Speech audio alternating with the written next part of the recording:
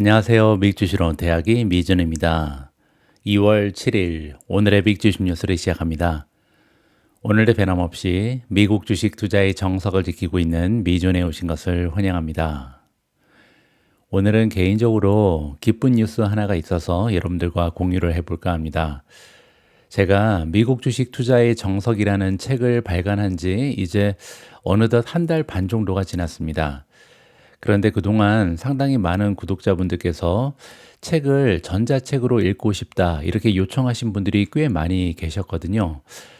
저 역시도 전자책을 더 선호합니다. 왜냐하면 이제는 노안이 와서 돋보기를 끼지 않으면 페이퍼 책은 볼 수가 없거든요. 근데 돋보기를 끼고 이제 보다 보면 좀 어지럽기도 하고 불편하잖아요. 그래서 개인적으로 이제 모든 책은 전자책으로 읽는 중입니다. 그래서 아마 전자책이 더 좀 쉽게 다가오시는 구독자분들도 많이 계실 것 같은데요. 제가 1시간 전에 포스트를 통해서 이제는 커뮤니티 탭을 포스트라고 바꾼 것 같습니다. 제가 유튜브 채널의 포스트에다가 미국 주식 투자 정석에 전자책이 출간됐다는 소식을 여러분들께 전달해 드렸거든요. 여기 보시면 링크가 있습니다. 이 링크를 통해서 2월 7일부터 2월 20일까지는 yes24에서만 전자책이 단독 선출간되고요. 그리고 나서 이제 다른 유통사에도 전자책이 등록될 예정이라고 합니다. 여기 클릭하시면 바로 yes24의 전자책 구매 페이지로 이동하실 수 있다. 이렇게 말씀드릴 수가 있겠습니다. 책 얘기가 나온 김에 이거는 여담인데요. 저는 한 1년 전만 해도 책을 읽는 거에 대해서는 별로 긍정적인 생각을 가지고 있지 않았습니다.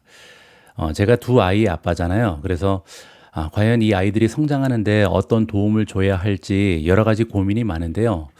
그래서 어떤 부분에 제가 지원을 해줘야 되고 좀 끌어줘야 되고 인커리지 해야 되나 이런 생각을 굉장히 많이 합니다.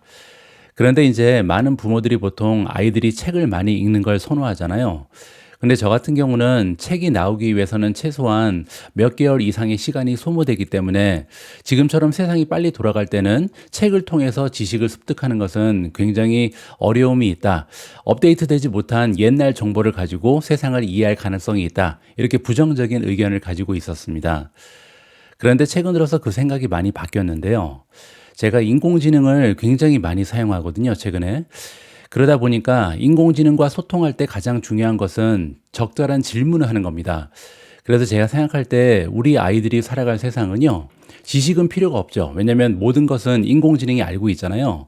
그래서 어떤 사람이 적절한 질문을 하면서 이렇게 많은 데이터베이스 중에 소중한 정보를 꺼내서 그걸 활용할 수 있는가, 이 능력에 따라서 그들의 미래가 결정된다고 생각을 합니다. 자, 그런데 질문을 잘하기 위해서는요, 어떠한 문맥을 이해하고 세상을 보는 눈이 있어야 되거든요. 그래서 아직까지는 책의 중요성이 정말 있다는 것을 최근에 실감하고 있습니다. 책을 읽는다는 행위는요, 그 작가가 얘기하고 싶은 것을 처음부터 끝까지 줄거리를 가지고 따라가는 과정이잖아요. 이런 과정을 한 번, 두 번 계속 반복함으로써 사고의 역량이 늘어날 수 있고요. 한 사람의 사고 방식이 정립되는 것을 그대로 따라갈 수 있고 또 배울 수 있는 과정이 독서라고 생각을 하게 됐습니다. 그래서 최근에는 다시 우리 아이들한테 책을 많이 읽으면 좋다 이런 얘기를 해주고 있습니다. 여러분들께서도 책 많이 읽으시고요. 그리고 여유가 되신다면 미국 주식 투자의 정석도 제가 나름대로 저의 생각을 잘 깔끔하게 정리해놨으니까 한번 읽어보시면 좋을 것 같습니다. 자, 그러면 2월 7일 준비된 오늘의 미국 주식 뉴스 바로 시작합니다. 오늘도 어제 미국 증시 시황부터 정리하도록 하겠습니다. 먼저 S&P 500 맵을 보시면요. 어제는 혼조세가 발견이 되는데요. 예를 들어서 헬스케어는 일라이 릴리 빼고는 대부분 다 하락을 했고요. 에너지 같은 경우는 거의 전패를 보였습니다. 모든 종목이 하락하면서 가장 좋지 않은 추세를 에너지 섹터가 만들어냈고요. 반면에 파이낸스, 금융주는 굉장히 좋았죠. 커뮤니케이션 서비스도 괜찮았고요. 산업주도 괜찮았습니다. 그리고 우리가 애정하는 테크주들을 보시면요. 테슬라를 제외한 매그니피센트 7이 일제히 상승하면서 시장을 이끌었다. 이렇게 보시면 되겠죠. 특히 엔비디아가 또다시 3% 이상 상승하면서 시장의 상승 추세를 이끌어냈다. 이렇게 정리가 가능합니다. 테슬라 같은 경우는 최근에 일론 머스크가 정치적인 횡보를 보이고 있고요.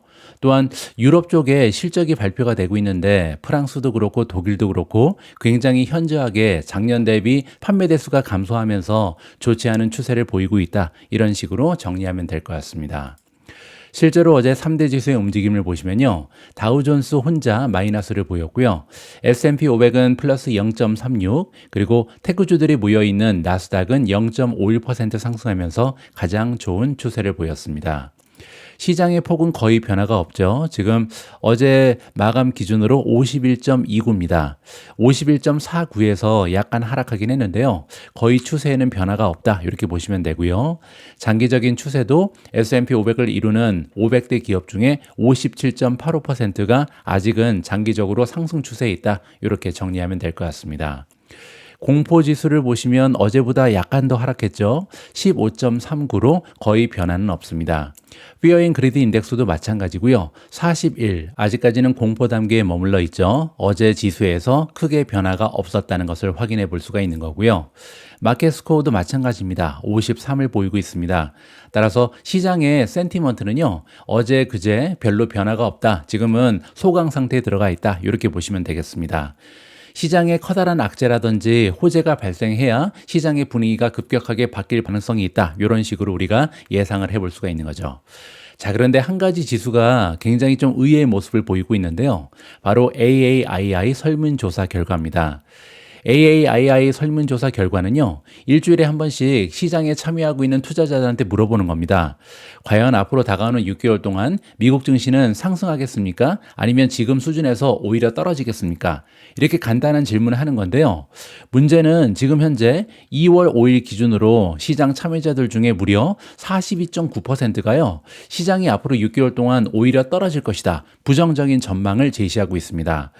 42.9%가 어느 수준이냐면요. 여기 보시면 과거 1년 동안 가장 베어리시한 그런 모습이 지금 현재 이번 주다. 이렇게 보시면 되거든요. 따라서 시장에 참여하고 있는 투자자들의 심리는요, 많이 위축되어 있다. 그만큼 관세 문제라든지 아니면 딥시크라든지 여러 가지 걱정거리가 많이 늘었다는 거죠. 물론 이렇게 AAII 심리 지수가 급격하게 하락하면요, 그때가 보통 바닥을 찍고 다시 상승 추세를 보이기 이전인 경우가 많았습니다. 과연 이번에도 역발성 투자 전략을 구사할 때가 됐는지 이 부분에 대해서는 조금 더 지켜볼 필요가 있을 것 같습니다. 다음에는 미주원 탑픽의 성적입니다. 어제는 놀랍게도 팔란티어가 9.79% 또 올라갔습니다. 이제는 주가가 무려 111달러를 넘어섰고요. 두 번째로 앱 러빈이 플러스 3.36%. 이 두 주식은요, 정말 모멘텀 투자가 얼마나 효율적인지 다시 한번 우리한테 증명을 해주는 것 같습니다. 팔란티어는 지난 1년 동안 408% 상승하고 있고요. 앱 러빈은 무려 726%의 급격한 상승 추세를 지켜내고 있습니다. 다음은 엔비디아, 어제 3.08% 올라가면서 이제 일주일 수익률이 플러스로 돌아섰고요. 마벨 테크놀로지 플러스 2.39, 탈렌 에너지 플러스 1.30, 아마존 플러스 1.13, 메타 플러스 1.01, TSMC 플러스 0.93, 마이크로소프트 플러스 0.61, 알파벳 플러스 0.14, 크레도 테크놀로지 플러스 0.06, 나머지 5종목은 떨어졌는데요. 브로드컴이 0.28% 소폭으로 하락했고요. B2가 마이너스 0.79, 비스트라 마이너스 1.01, 테슬라가 1.02% 빠졌습니다. 반면 비트코인이 1.36% 떨어지면서 어제 가장 좋지 않은 성적을 냈다. 이렇게 정리해 드리겠습니다. 오늘 첫 번째로 준비된 기사에서는요, 미국 증시의 전반적인 분위기와 상황을 좀 정리해 보는 기회를 마련했습니다. 기사의 제목을 보시면 딥시크와 관세는 상승장을 막을 수 없다라는 긍정적인 내용인데요. 어떤 내용인지 한번 함께 읽어보시죠. 관세 폭탄과 딥시크의 심대한 영향력. 투자자들은 2025년을 시작하는 데 있어서 불안감을 느끼기에 충분한 것들을 목격하고 있다. 따라서 올해 들어서요, 여러 가지 악재가 연달아 발생하고 있는 것은 사실입니다. 게다가 연방준비제도 이사회 연준이 추가적인 금리 인하를 보류하기로 결정한 것과 구글의 모회사인 알파벳의 주가가 7.3% 하락한 것, 이거는 1년 만에 가장 커다란 일일 하락폭이었거든요. 자, 이렇게 실망스러운 빅테크 수익 발표가 그 목록에 추가될 수 있다.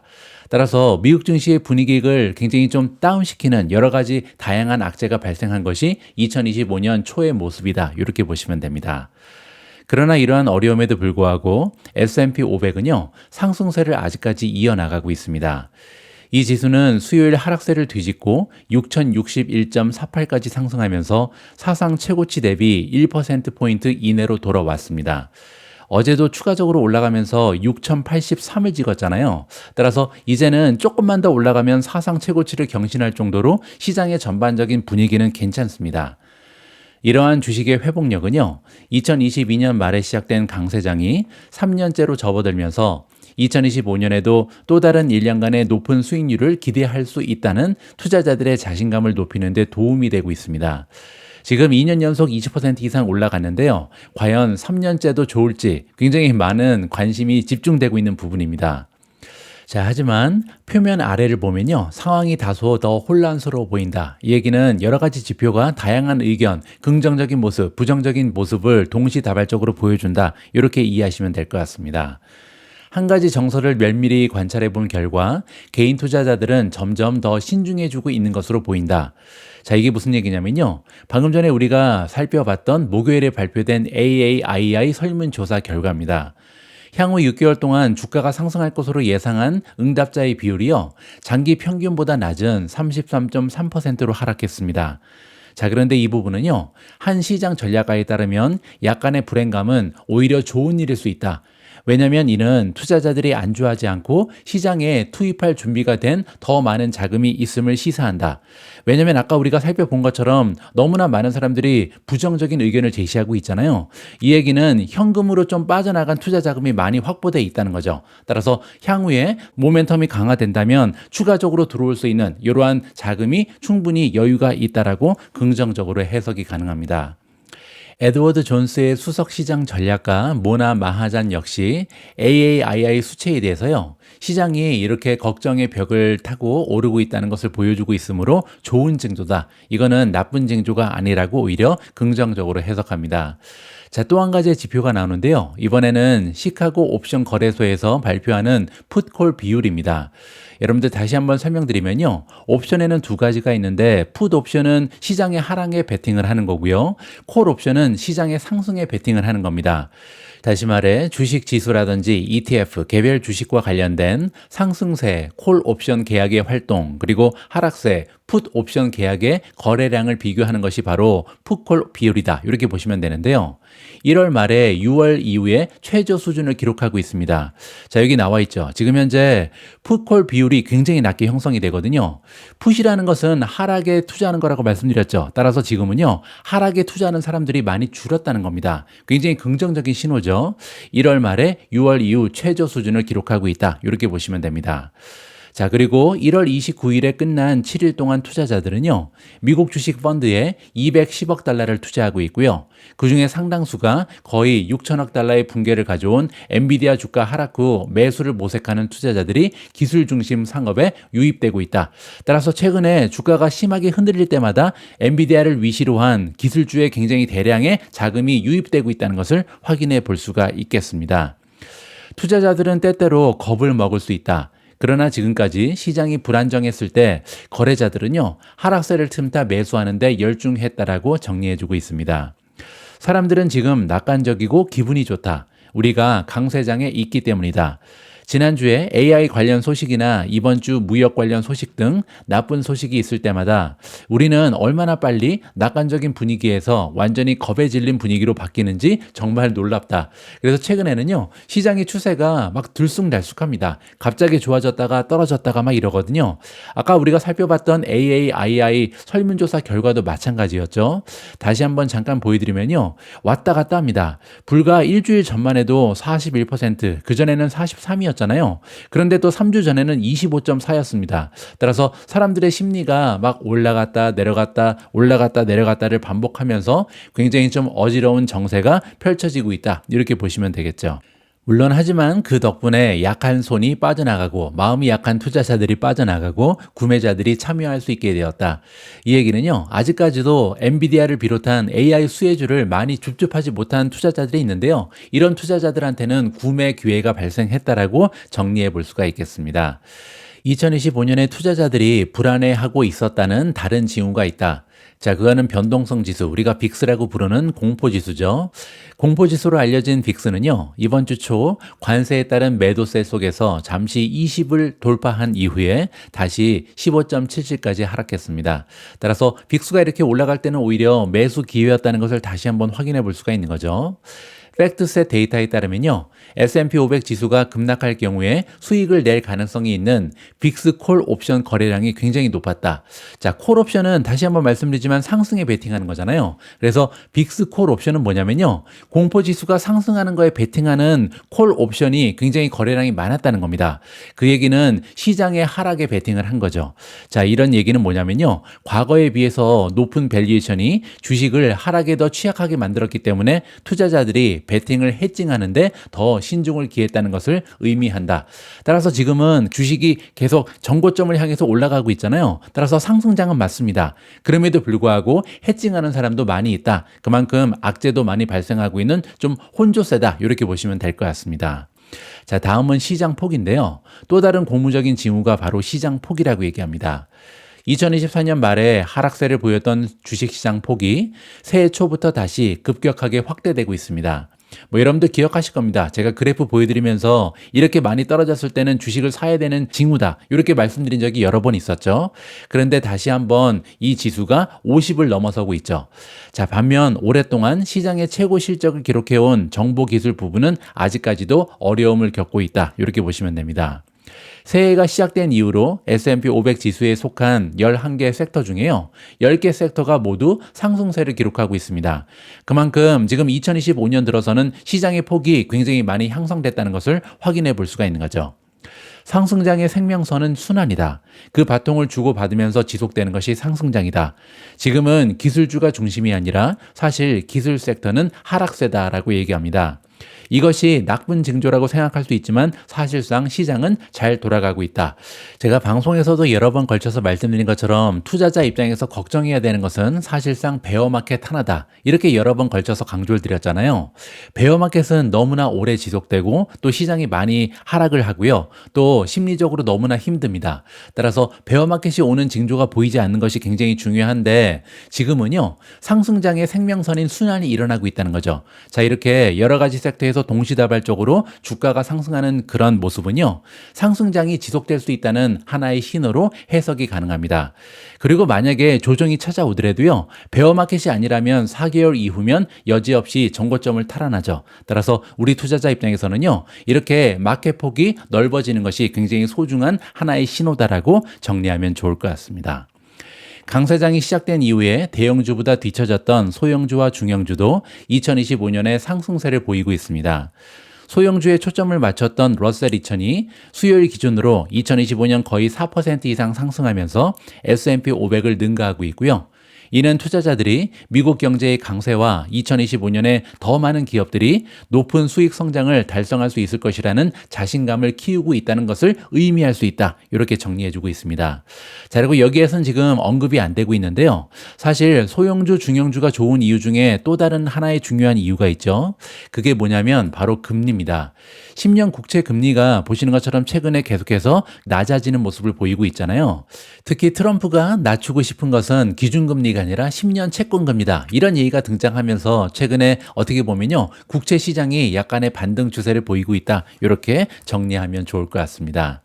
자, 이번에는요, NFJ 인베스트먼트의 포트폴리오 매니저 번즈 맥키니가 등장하는데요, 이 전문가는 주식시장의 강세에 대한 두 가지 또 다른 이유를 제시하고 있습니다. 맥키니라는 전문가에 따르면요, 투자자들이 주목하고 있는 두 가지의 주요 요소가 있는데, 첫 번째로 금리 인하 속도는 다소 늦추더라도 완화 기조를 유지하고 있는 연방준비제도, 이게 첫 번째고요. 두 번째는 세금 감면과 규제 완화에 초점을 맞추고 있는 행정부다. 굉장히 중요한 얘기를 해주고 있습니다. 아까 제가 여러분들께 투자자 입장에서 조정은 걱정거리가 아니다. 왜냐면 단기적으로 조정을 받으면요. 반드시 정고점을 탈환하거든요. 중요한 것은 과연 베어마켓이 언제쯤 오는가? 이 부분에 우리가 초점을 맞춰야 되는데요. 베어마켓은 보통 두 가지 이유 때문에 발생을 하죠. 첫 번째는요. 금리 사이클입니다. 만약에 연준에서 금리를 상승시키는 사이클이 발생하면 2022년처럼 주가가 급격하게 떨어지면서 베어마켓이 발생할 가능성이 높거든요. 그리고 두 번째는 경기 침체죠. 만약에 리세션이 발생한다면 예전에 우리가 2008년에 겪었던 것처럼 굉장히 커다란 하락장이 발생할 수 있다. 따라서 이 두 가지가 오지 않는 것이 굉장히 중요한데요. 지금 맥키니가 얘기하는 게 바로 그겁니다. 첫 번째로 금리 인하 속도는 굉장히 낮아졌죠. 그러니까 빨리빨리 금리를 내리진 않습니다. 하지만 중요한 것은 지금 금리 인하 사이클에 들어가 있다는 거죠. 지금은 절대 금리 인상 사이클이 아니다. 이게 첫 번째 긍정적인 요소고요. 두 번째는 이번에 대통령이 된 트럼프는요. 세금 감면 그리고 규제 완화에 초점을 맞추고 있잖아요. 이 얘기는 실적이 올라갈 가능성이 높다. 경제가 활성화될 가능성이 높다는 거죠. 따라서 이렇게 두 가지의 이유를 들어서 베어마켓은 오지 않는다. 이렇게 우리가 좀 믿음을 가지고 상승장에 베팅할 필요가 있다라고 생각합니다. 그러나 동시에 맥키니는 신중한 태도를 유지해야 할 충분한 이유가 있다라고 주장합니다.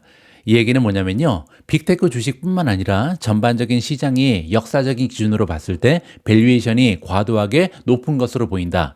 밸류에이션이 높다는 얘기는 뭐냐면요. 그만큼 주식 투자로 부자가 된 사람이 많다는 겁니다. 따라서 수익을 낸 사람이 많으면요. 결국은 수익 실현하는 물량이 나올 수밖에 없다. 이런 걸 우리가 조정이라고 부르죠. 따라서 조정은 언제나 발생할 수 있다는 것을 기억하면서 현금 비중을 유지해라. 이러한 식으로 마무리를 해드리겠습니다. 다음으로 준비된 기사 역시도 시장에 대한 전망인데요. 이번에는 기술적인 분석을 통한 전망입니다. 특히 구글 주가가 최근에 많이 떨어졌는데 구글 주가 하락이 과연 줍줍 기회일까? 이러한 질문을 통해서 전반적인 시장 상황을 기술적으로 풀어주고 있습니다. 한번 살펴보시죠. 기업들이 어닝을 보고하는 날에는 하루가 얼마나 커다란 차이를 만들어낼 수 있는지 알 수 있다. 왜냐하면 이번 주 초에 알파벳 주가는요, 또다시 사상 최고치를 경신하면서 이 선도적인 성장 기업의 리더십 역할이 다시 한번 강화되었음을 시사하고 있었습니다. 하지만 화요일의 실망스러운 수익 결과 이후에 주가는 하락세로 돌아서면서 상승 추세가 흔들리고 있는 중이다. 이렇게 정리해주고 있습니다. 일련의 기술적 지표를 사용해서 알파벳 주식을 살펴보고요. 이전 가격 지지선 대비 초기 수익률 하락을 평가하고 이전에 고공행진했던 매그니센트 7 주식에 대한 추가적인 악화가 의미하는 바를 생각해 보도록 하겠다. 따라서 기술적인 분석을 통해서 지금 현재 시장의 상황을 분석해 주겠다는 기사입니다. 구글이 2024년 7월에 기록했던 사상 최고치인 $190를 다시 돌파했을 때 이는 새로운 상승 추세의 시작을 의미했다. 자, 여기 나와 있죠. $170가 정고점이었는데 이걸 뚫고 올라가 버렸잖아요. 따라서 굉장히 긍정적인 신호가 최근에 잡혔다. 이렇게 보시면 됩니다. 새로운 52주 최고가 이후 몇 주 동안 알파벳은 $190의 돌파 수준과 $200 부근의 1년의 수익 고점 사이에서 횡보세를 보였습니다. 자, 그리고 나서 1월 말에 마침내 $200 수준을 돌파한 이후에 구글 주식은 기술적 강점을 바탕으로 이번 주 실적 발표를 앞두고 있었다. 따라서 박스권을 돌파하고 나서 굉장히 좋은 추세를 보이던 주식이 구글이었잖아요. 그러나 알파벳이 수익 목표에 미치지 못했다고 발표한 이후 수요일 주가는요, 이전 지지선인 $190를 시험하기 위해 다시 하락했습니다. 수요일의 하락은 또한 상승 추세 단계에서 주가 하락의 하방 목표로 작용하는 단기 추세 지표인 50일 이동 평균선을 시험하고 있다.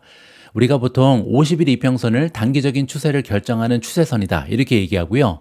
200일 이평선을 장기적인 추세를 결정하는 굉장히 소중한 이동평균선이다. 이렇게 평가합니다. 따라서 지금 구글 같은 경우는요. $190 부근이 너무나 중요해졌죠. 왜냐하면 정고점이 190에 있었는데요. 50일 이평선 역시도 그 부근에 있다. 이렇게 지금 얘기를 하는 겁니다. 직접 한번 보여드리죠. 알파벳 페이지 가셔서 여기 모멘텀을 클릭하시면 되는데요. 모멘텀의 여러 가지 지표 지표 중에 밑으로 쭉 내려가시면 이동평균선이 나와 있습니다. 바로 이 부분이죠. 50일 이평선 한번 보시죠. 자, 여기 나와 있는 것처럼 190.71에 50일 이평선이 걸쳐져 있잖아요. 따라서 190이 만약에 깨진다면 두 가지의 의미가 있습니다. 전고점이 뚫리는 거죠. 그리고 두 번째로 50일 이평선이 뚫린다. 따라서 굉장히 중요한 하나의 지지선 역할을 하는 것이 190이다. 이렇게 보시면 됩니다. 구글 어닝에 대한 초기 평가는요, 구부러졌지만 부러지지는 않았다는 논리다. 따라서 아직까지는 속단하기 어렵다는 거죠. 190이 뚫리는지 뚫리지 않는지 이 부분을 지켜볼 필요가 있습니다.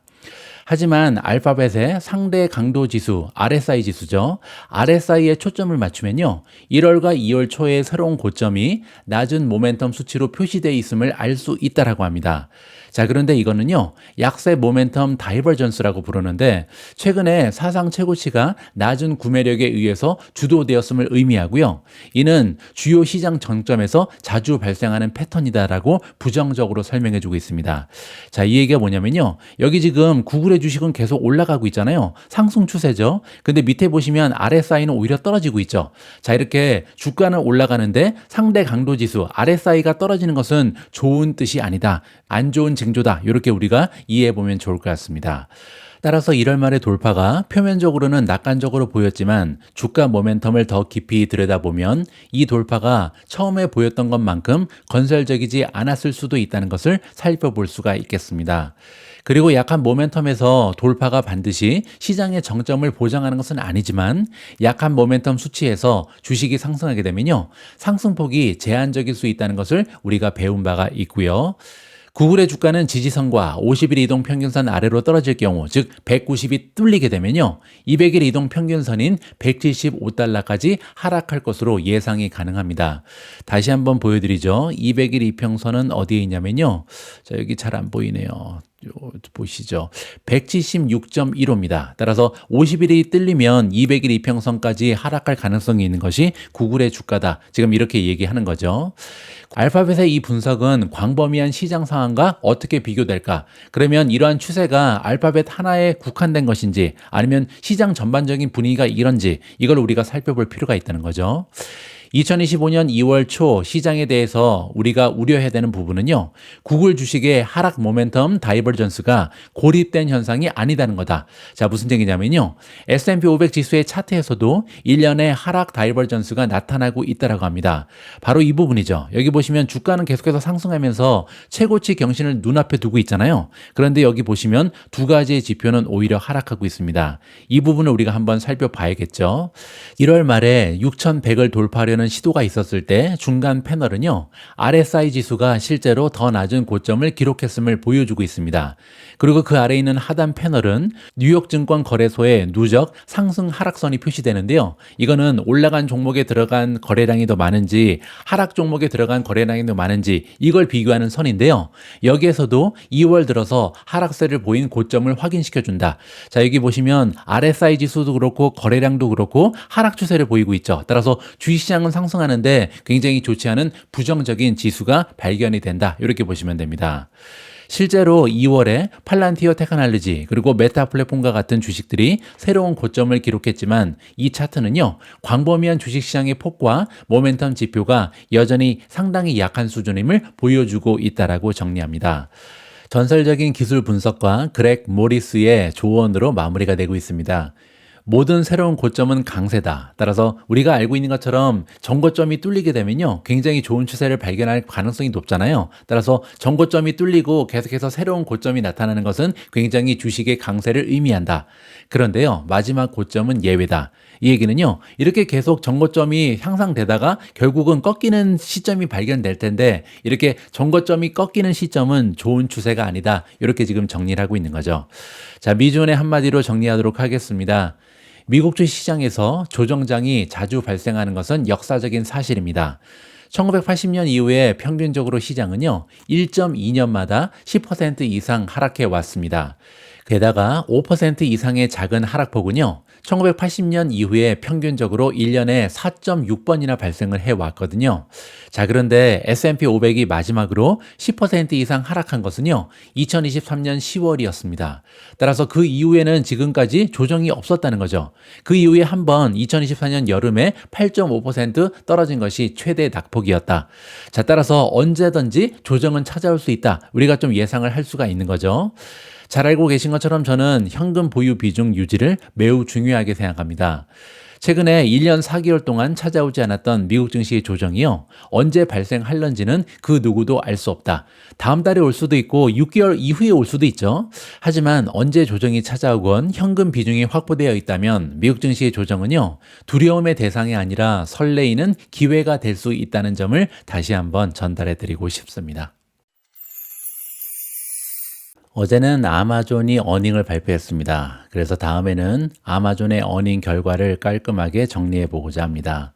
일단 재무 결과를 보시면요, 아마존은 4분기 매출이 애널리스트들의 예상치인 1872억 달러보다 높은 1878억 달러라고 보고했습니다. 빚을 기록한 거죠. 아마존의 매출은 크게 세 부분으로 나뉩니다. 첫 번째는 북미 지역의 이커머스고요. 두 번째는 인터내셔널 이커머스, 그리고 세 번째는 클라우드 AWS죠. 일단 북미 지역의 매출을 보시면 전년 대비 10% 증가했고요. 인터내셔널 부분은 전년 대비 8% 증가했습니다. 하지만 이 부분은요, 환율 변동분을 제외하면 9% 증가한 거다, 이렇게 밝혔고요. 마지막으로 가장 중요한 것은 클라우드인데요. AWS 부분은 전년 대비 19% 증가하면서 견조한 성장세를 지켜냈다, 긍정적으로 평가 가능합니다. 자, 다음에는 EPS인데요. 갭 EPS는 1.86달러를 기록하면서 전망치를 무려 38센트나 초과 달성했습니다. 따라서 어제 어닝 결과는 굉장히 훌륭했다, 이렇게 볼 수가 있는 거죠. 특히 영업이익이 너무나 좋았는데요. 2023년 4분기에 132억 달러에 비해서 212억 달러를 만들면서 작년 대비 61%나 영업이익이 증가하는 모습을 보였습니다. 자, 이것도 세 개로 나눠서 살펴보면요, 북미 지역의 영업이익은 플러스 43%를 보였고요. 국제 지역의 영업이익은 작년에는 마이너스였거든요. 따라서 마이너스에서 플러스 13억 달러로 올라가면서 급등했다, 이렇게 보시면 됩니다. 자, 마지막으로 클라우드 영업이익 역시도 작년 대비 플러스 47%니까 굉장히 훌륭한 어닝 결과였다, 이렇게 보시면 되겠죠. 자, 다음에는 경영진의 코멘트를 정리해 봤는데요. CEO 앤디 제시는 4분기 매출이 전년 대비 10% 증가한 1878억 달러를 기록했으며, 이는 환율의 악영향을 제외하면 사실상은 11% 증가한 거다, 이렇게 강조했습니다. 영업이익은 61% 증가한 212억 달러를 기록했고, 그에 따르면요, 프라임 멤버십의 성장, 당일 배송 확대, 주문 처리 네트워크의 비용 절감에 힘입어서 실적이 개선되었다, 세 가지 이유를 우리한테 제시했습니다. 자, 그리고 또한 앤디 제시는요, AWS의 연간 매출이 1150억 달러에 달하고 전년 대비 19% 성장한 것을 언급하면서요, AI 워크로드 비용 효율성을 향상시키기 위해서 트레이니엄2와 곧 출시될 트레이니엄3 및 4 칩을 포함해서 맞춤형 AI 실리콘에 중점을 두고 있다, 이런 얘기를 했습니다. 자, 이 얘기는 굉장히 중요한데요. 여기 나와 있는 칩의 이름이 트레이니엄이잖아요. 즉 인공지능 훈련에 사용되는 AI 칩입니다. 따라서 다가오는 미래에는요, 트레이니엄 같은 맞춤형 AI 실리콘에 중점을 두고 있다. 따라서 엔비디아 GPU를 가면 갈수록 조금씩 사용량을 줄이겠다, 이렇게 얘기한 겁니다. 그 얘기는 비용이 향후에 현저하게 떨어질 수 있다라고 긍정적으로 해석이 가능한 거죠. 물론 저처럼 엔비디아에 투자하고 있는 사람 입장에서는 약간의 실망감이 드는 이러한 코멘트입니다.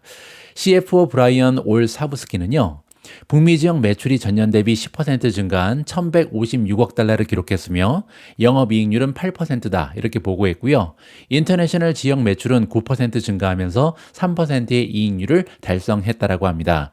자, 그리고 재고 배치, 운송 효율성, 그리고 패키지당 더 많은 단위가 기여했다. 따라서 작년에는 마이너스였는데 올해 들어서 인터내셔널 지역 매출도 그렇고 이익률이 3%로 올라간 이유가 바로 이러한 이유다라고 설명을 해주고 있습니다. 자, 그리고 또 한 가지 굉장히 긍정적인 부분이 있는데요.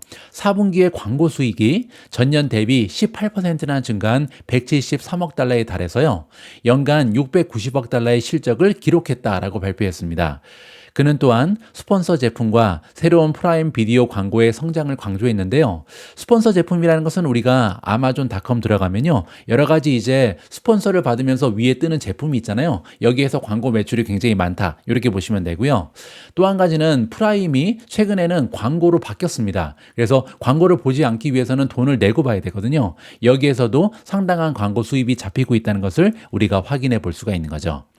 다음에는 가이던스입니다. 2025년 1분기 순 매출이 1,510억 달러에서 1,555억 달러에 이를 것이다, 이렇게 예상했는데요. 문제는 시장의 컨센서스는 무려 1,583억 3천만 달러입니다.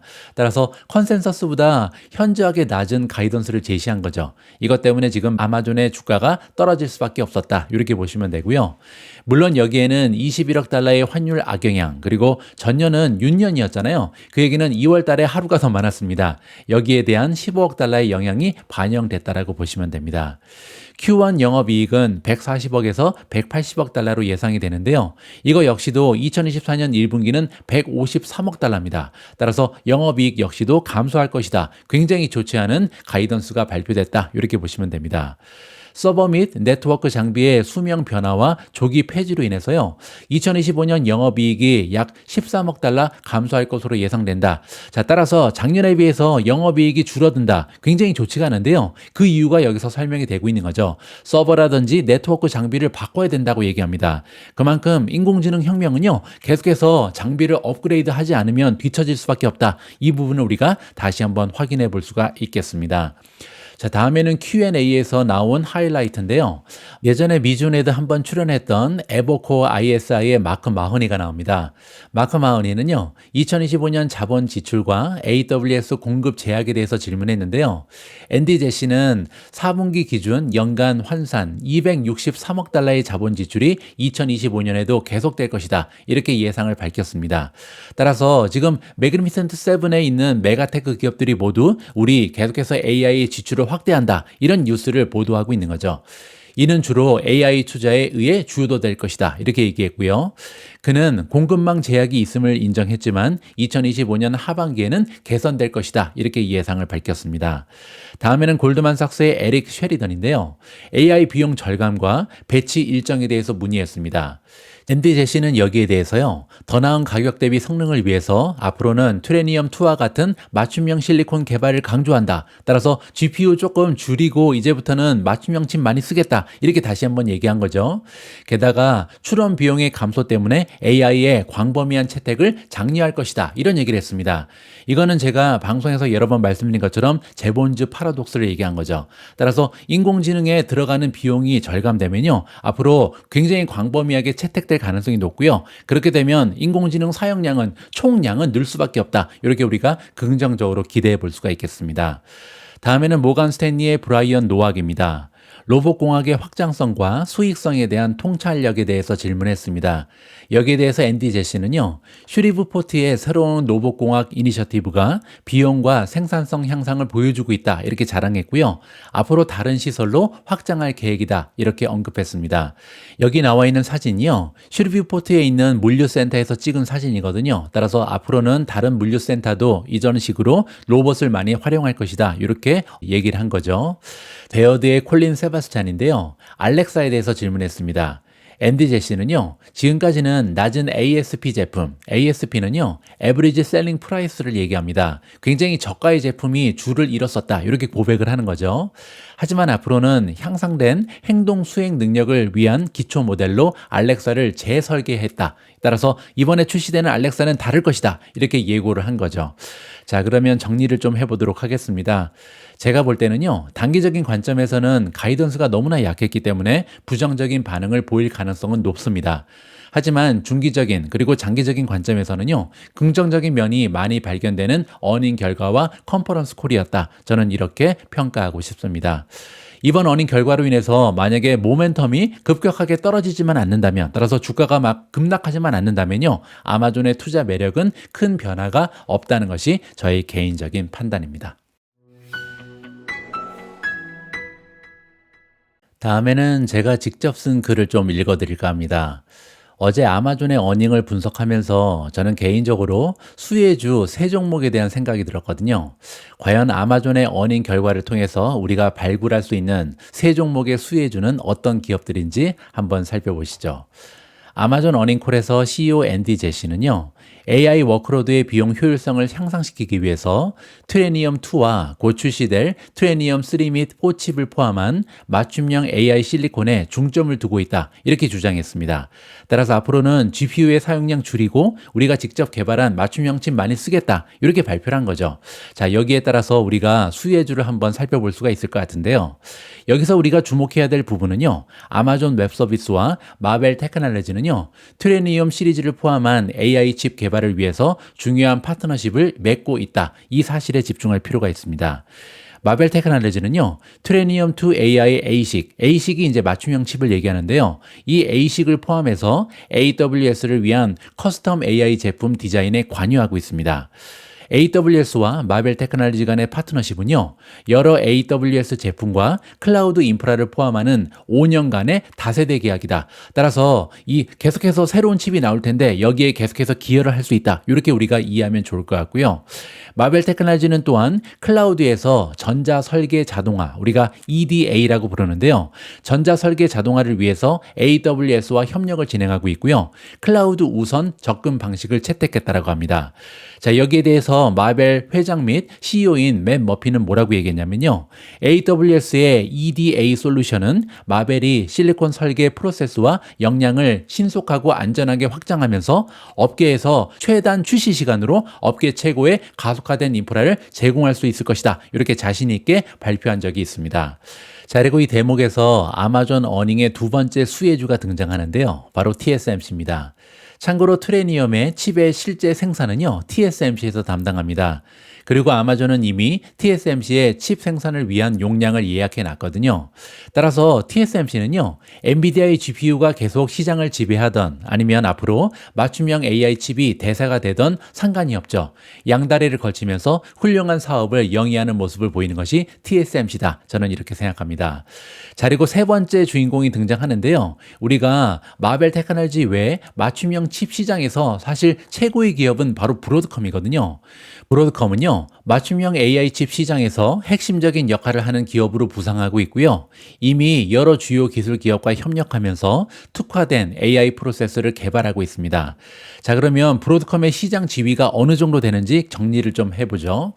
브로드컴은요, AI ASIC, 아까 제가 말씀드렸던 맞춤형 칩이라 그랬죠. 정확한 표현은요, Application Specific Integrated Circuit의 약자입니다. 자, 이 ASIC 시장의 80% 이상을 점유하고 있는 것이 바로 브로드컴이다. 이렇게 보시면 되고요. 브로드컴은 AI 하드웨어 분야에서 입지를 확대하고 있으며 기업들이 엔비디아 대안을 모색하면서 AI 하드웨어 솔루션의 핵심 파트너가 되고 있는 상황입니다. 특히 브로드컴의 협력 범위는요, 맞춤형 가속기뿐만 아니라 네트워킹, 상호 연결, 광학에 이르기까지 전체 AI 인프라 스택에 걸쳐 있거든요. 브로드컴은 너무나 하는 일이 많습니다. 따라서 판매할 게 많기 때문에 하나의 패키지로 판매하면서 맞춤형 칩과 그에 관련된 네트워크, 상호 연결, 광학까지 한꺼번에 판다. 이 부분이 굉장한 부분이죠. 자, 그리고 이러한 포괄적인 접근 방식 덕분에 브로드컴은요, 차세대 AI 인프라를 구축하고 있는 거대 기술 기업들의 매력적인 파트너로 떠오르고 있습니다. 브로드컴의 칩 이름이 XPU잖아요. XPU와 AI 네트워킹 부품의 총 시장 규모는요, 2027년까지 600억에서 900억 달러에 이를 것으로 추정이 되고 있는 상황이고요. 자, 브로드컴의 주요 파트너십을 정리해 봤는데요. 일단은 애플입니다. 브로드컴은요, 애플과 협력하면서 코드명 발트라라는 맞춤형 AI 서버 칩을 개발하고 있는 중이고요. 이 칩은 2026년까지 대량 생산에 들어갈 것으로 예상되고 있고요. 물론 이 칩을 제작하는 것은 TSMC 다시 한번 TSMC의 위상을 확인해 볼 수가 있겠습니다. 두 번째는 오픈 AI입니다. 브로드컴은 오픈 AI와 협력해서 AI 추론 프로세서를 개발하고 있고요. 생산은 2026년에 시작될 예정이라고 합니다. 세 번째는 구글입니다. 브로드컴은요, 구글과도 오랜 기간 협력 관계를 유지하고 있는데요. 2014년 이후에 지금까지 10세대 맞춤형 AI 가속기, 그 유명한 TPU를 함께 공급해왔다. 이렇게 보시면 됩니다. 다음에는 메타입니다. 브로드컴은 AI 가속기를 위한 맞춤형 프로세서를 개발하기 위해 메타와도 파트너십을 구축했다. 이렇게 이렇게 알려져 있고요. 마지막으로 바이트댄스인데요. 틱톡의 모회사인 바이트댄스 역시 브로드컴과 협력하면서 맞춤형 AI 칩을 개발하고 있다고 합니다. 자, 따라서 제가 보기에는요, 인공지능 혁명 시대의 투자자들은요, 엔비디아, 브로드컴, 마벨테크놀로지, TSMC 다 투자하는 게 좋다. 골고루 분산 투자할 필요가 꼭 있다는 것이 저의 개인적인 판단입니다. 오늘 마지막으로 준비된 기사는 메타 관련된 소식입니다. 메타가 어제 시장에서 또 올라갔습니다. 그렇게 되면 14일 연속으로 상승한 거거든요. 정말 믿을 수 없는 모멘텀이죠. 그렇게 되면서 메타의 주가는요, 지난 2년 반도 안 되는 짧은 시간 동안 무려 684% 올라갔습니다. 거의 8배 가까이 상승한 거죠. 도대체 메타의 어떤 부분이 이렇게 주가를 계속해서 끌어올리는지, 똑같이 AI에 올인하고 있는데 어떤 기업은 올라가고 왜 구글은 떨어지는지, 이 이유에 대해서 깔끔하게 정리한 기사를 발견했습니다. 자, 이번 기사는요, 제가 직접 읽지 않고 제 목소리를 닮은 AI 목소리로 들어보도록 하겠습니다. 오늘 방송은 여기까지입니다. 이번 한 주도 미준과 함께 해주신 모든 분들께 진심을 담아 감사의 말씀을 드립니다. 우리 모두가 미국 주식 투자를 은퇴하는 그날까지 다 함께 화이팅입니다. 행복한 하루 되세요. 감사합니다.